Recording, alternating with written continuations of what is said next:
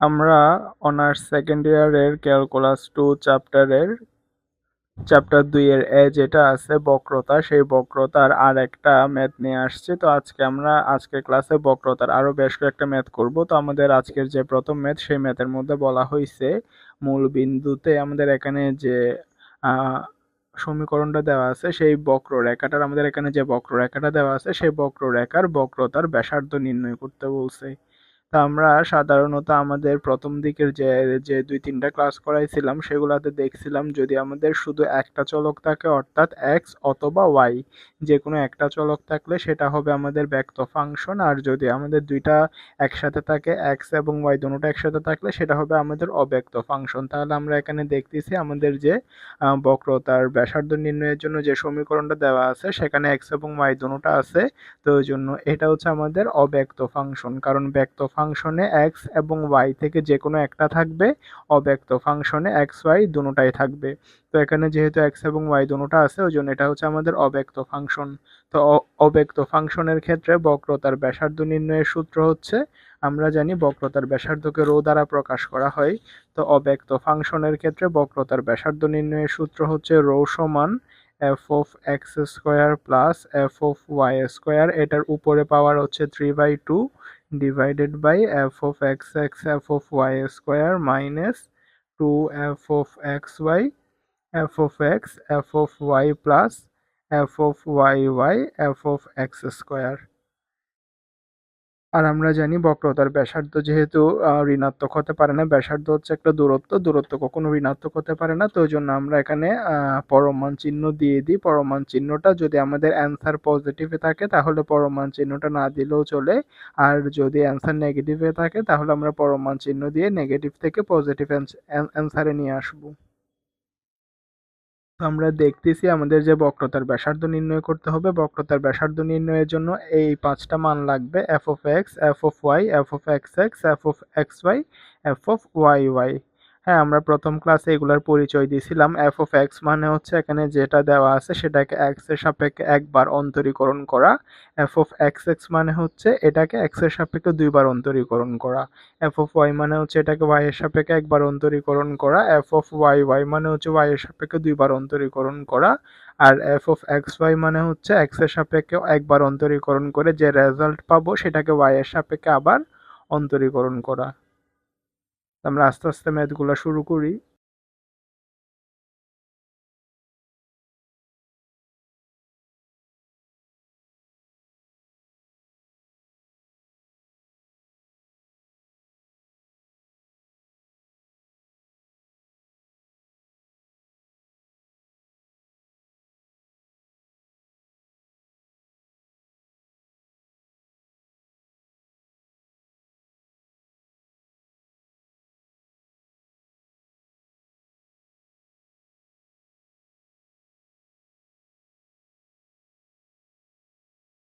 এখন আমরা জানি এফ অফ এক্স মানে হচ্ছে এটাকে এক্স এর সাপেক্ষে একবার অন্তরীকরণ করা। তো এটাকে যদি আমরা এক্স এর সাপেক্ষে একবার অন্তরীকরণ করি, 5টা ধ্রুবক এটা বাইরে আসবে। এক্স কিউবকে এক্স এর সাপেক্ষে অন্তরীকরণ করলে আসতেছে 3x স্কোয়ার। আর এখানে কোনো এক্স নাই, ওই জন্য এটাকে এক্স এর সাপেক্ষে অন্তরীকরণ করলে আসবে 0। আমরা অন্তরীকরণ করব এক্স এর সাপেক্ষে। তো এখানে যেটা 4y আছে সেটা ধ্রুবক, এক্স স্কোয়ারকে এক্স এর সাপেক্ষে অন্তরীকরণ করলে আসতেছে 2x। তারপর এখানে যেটা ওয়াই স্কোয়ার আছে, ওয়াই স্কোয়ারটা ধ্রুবক, এটা বাইরে আসবে। এক্সকে এক্স এর সাপেক্ষে অন্তরীকরণ করলে 1। এখানে হচ্ছে 2টা ধ্রুবক, এটা বাইরে আসবে। এক্স স্কোয়ারকে এক্স এর সাপেক্ষে অন্তরীকরণ করলে আসতেছে 2x। তারপরে 3yটা ধ্রুবক, এক্সকে এক্স এর সাপেক্ষে অন্তরীকরণ করলে 1। আমরা অন্তরীকরণ করতেছি এক্স এর সাপেক্ষে, কিন্তু এখানে যেহেতু ওয়াই মানে এখানে কোনো এক্স নেই, ওই জন্য এটাকে এক্স এর সাপেক্ষে অন্তরীকরণ করলে আসবে 0। 4x এর মধ্যে 4টা ধ্রুবক, এটা বাইরে আসবে। এক্সকে এক্স এর সাপেক্ষে অন্তরীকরণ করলে আসতেছে 1। তাহলে আমরা একবার অন্তরীকরণ করে যে রেজাল্টটা পাইছি ওটা হচ্ছে কত, 3×5 = 15x স্কোয়ার প্লাস 4×2 = 8xy।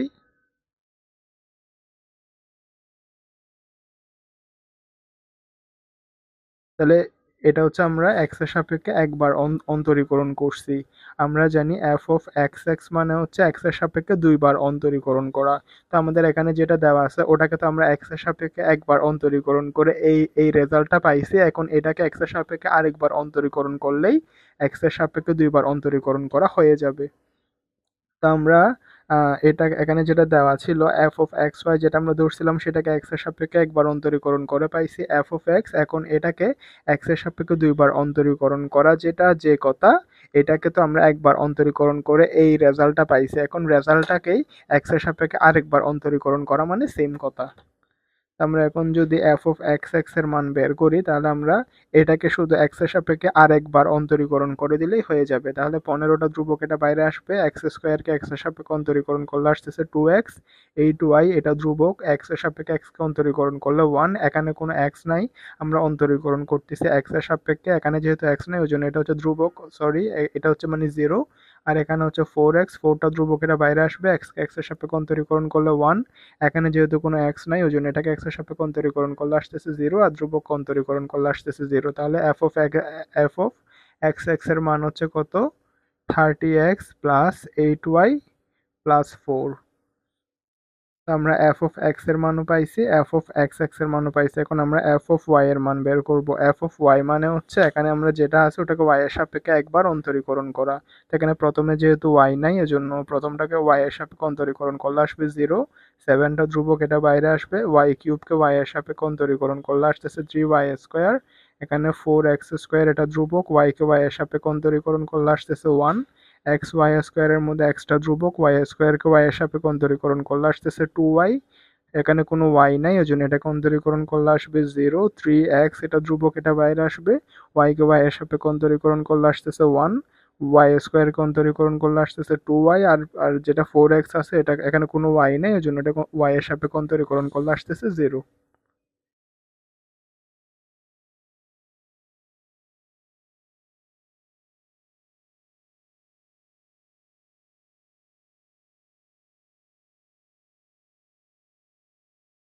তো আমরা এফ অফ ওয়াই এর মান তো বের করছি, এখন আমাদের এফ অফ ওয়াই ওয়াই এর মান লাগবে।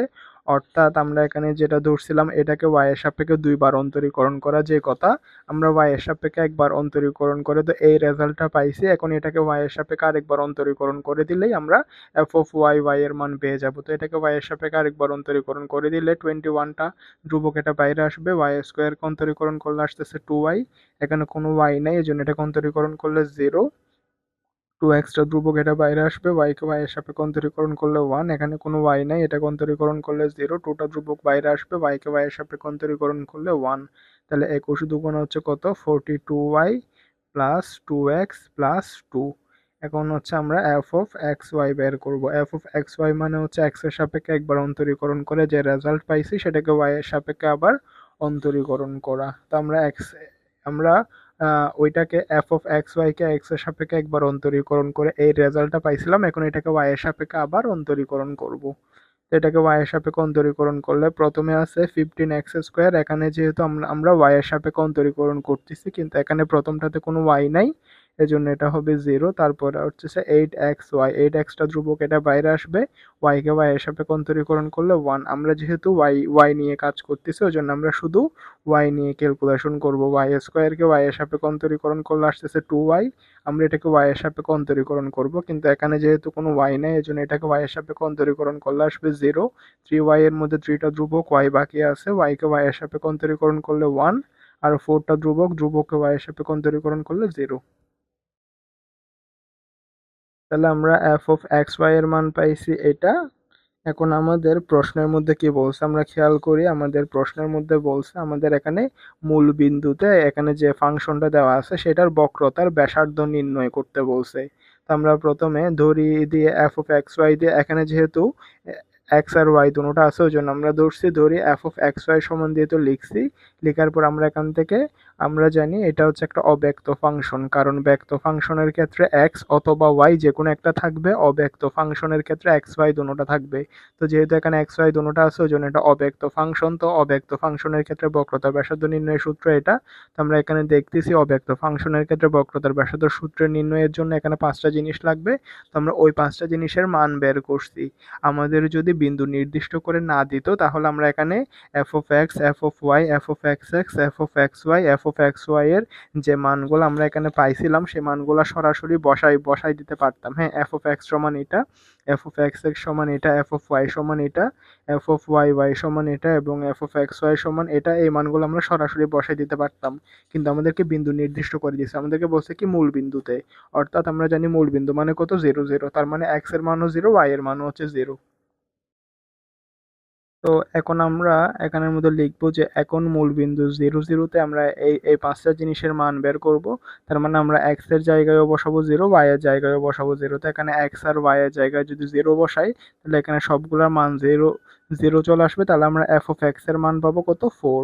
এখানে যদি এক্স আর ওয়াই এর জায়গায় যদি আমরা 0 বসাই দিই তাহলে এখানের মধ্যে যেহেতু সবখানে এক্স বা ওয়াই কোনো কোনো কিছু একটা যুক্ত আছে, জন্য এটার পুরাটার মান হয়ে যাবে 0।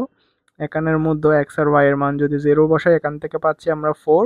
এখানে এক্স ওয়াই এর মান 0 বসালে পাচ্ছি 2, আর এখানে এক্স ওয়াই এর মান যদি 0 বসাই তাহলে আমরা পাচ্ছি কত, 3।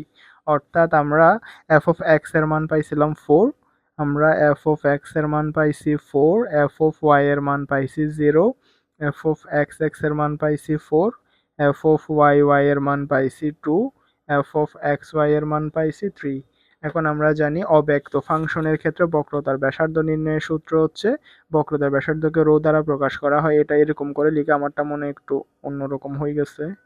বক্রতার ব্যাসার্ধকে রো দ্বারা প্রকাশ করা হয়, রো সমান হচ্ছে f of x square plus f of y square power হচ্ছে 3/2 divided by f of x x f of y square minus 2 f of x y f of x f of y plus f of y y f of x square. হ্যাঁ, এখানের মধ্যে আমাদের answer আমরা এখানে চাইলে শুরুতে এরকম পরমান চিহ্ন দিতে পারি অথবা না দিলেও সমস্যা নেই। যদি আমাদের অ্যান্সার নেগেটিভ আসে ওই নেগেটিভটাকে আমরা পরমানের ভিতর ঢুকাই পজিটিভ করে বের করব, কারণ বক্রতার ব্যাসার্ধ হচ্ছে এক ধরনের দূরত্ব আর দূরত্ব কখনো নেগেটিভ হতে পারে না। তো এফ অফ এক্স এর মান হচ্ছে 4, 4 স্কোয়ার মানে হচ্ছে 16, এফ অফ ওয়াই এর মান হচ্ছে 0, 0 স্কোয়ার মানে 0, এটার পাওয়ার হচ্ছে 3/2। তাহলে আমাদের এখানে f of x x f of y, হ্যাঁ আমরা এফ অফ ওয়াই এর মান হচ্ছে 0, তো 0টা বসালে পুরোটা ক্যালকুলেশন 0 হয়ে যাচ্ছে, ওই জন্য বসানোর কোনো দরকার নাই। এখানেও same f of x y f of x এর মান আছে কিন্তু এফ অফ ওয়াই এর মান হচ্ছে 0, তো 0টা যদি বসাই দিই গুণের ক্ষেত্রে 0টা বসালে পুরোটার মান 0 হয়ে যাচ্ছে, তো এটা বসানোর কোনো দরকার নাই। এফ অফ ওয়াই ওয়াই এর মান হচ্ছে 2, এফ অফ এক্স এর মান হচ্ছে 4, 4 স্কোয়ার মানে হচ্ছে 16। তাহলে আমরা এখানের মধ্যে পাচ্ছি কত, 16, তার উপরে পাওয়ার হচ্ছে 3/2 আর 16 × 2 = 32। আমরা জানি কোনো কিছুর উপর পাওয়ার 3/2 থাকলে এটাকে আমরা কেমনে লিখি দেখাইছিলাম, এটাকে 16√16 আর এটা হচ্ছে 32। তাহলে আমরা যদি এখানে ক্যালকুলেশন করি 16 × 32 √16 এর মান হচ্ছে 4, নিচে তো 2 আছে, 4/2 মানে হচ্ছে কত, 2। তাহলে আমাদের বক্রতার ব্যাসার্ধ কত, বক্রতার ব্যাসার্ধ রো সমান হচ্ছে 2। এটা হচ্ছে আমাদের ম্যাথের অ্যান্সার। আর হচ্ছে এটা যেহেতু অ্যান্সারটা যেহেতু পজিটিভ আসছে জন্য এখানে পরমান চিহ্ন দেওয়ার দরকার নেই। যদি আমাদের অ্যান্সার নেগেটিভ আসতো তাহলে আমরা এখানে শুরু থেকে এরকম করে পরমান চিহ্ন দিয়ে আসতাম। আমরা চাইলে চাইলে পজিটিভের ক্ষেত্রেও পরমান চিহ্ন দিতে পারি, কোনো সমস্যা নেই। যেহেতু এখানে পরমান 2 মানে হচ্ছে 2, ওই জন্য আমাদের ম্যাথের অ্যান্সার কত, ম্যাথের অ্যান্সার হচ্ছে 2। যদি আমাদের অ্যান্সার পজিটিভে আসে তাহলে এরকম পরমান চিহ্ন দেওয়ার দরকার নেই। যদি অ্যান্সার নেগেটিভ আসে তাহলে শুরু থেকে পরমান চিহ্ন দিয়ে আসতে হবে, সূত্র যেখান থেকে শুরু হয়েছে সেখান থেকে পরমান চিহ্ন দিয়ে আসতে হবে।